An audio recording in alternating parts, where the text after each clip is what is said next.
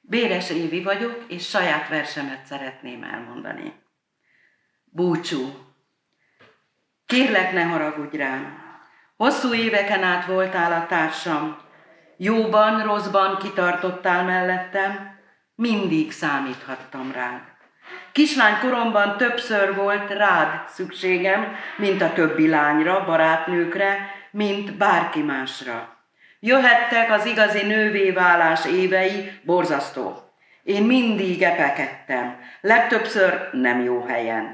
Szívemből adtam érzelmeimet, gyerekesen utána kiabáltam, hé, beléd vagyok esve, nem kellett senkinek. Állandóan mögéd bújtam, elvesztem alattad, azt mutattad, amit akartam, mosolygós, vidám arcomat. Estére fáradtan, meggyötörten, végre letehettelek.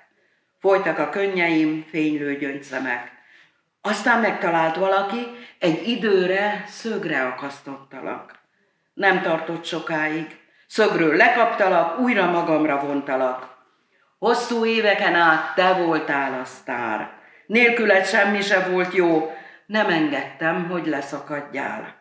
Egyek voltunk minden nappal, szerelmes kábulatban, összegyűrt ágyamban. Már beleégtél bőrömbe, csontomba, vérembe.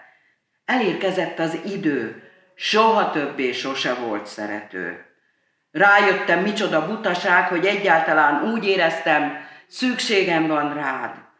Azt mondja a bölcsesség, semmi sem jön elébb, mint arra megérnél. Hát én sajnos későérő típus vagyok, majd fél évszázad, mire beértek-e gondolatok.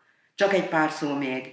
Mielőtt végleg elbúcsúzom, köszönöm neked szolgálatodat, hűséges voltál hozzám, el nem hagytál. Köszönöm, hogy velem egy életen áttáncoltál. Most kiragadlak magamból, letéplek arcomról, ezentúl megmutatom valódi ábrázatomat. Most már mindig és mindenki előtt büszkén felvállalom magamat. Bocsáss meg, többé nincs szükségem rád. Kérlek, ne haragudj. Álarcom, viszlát.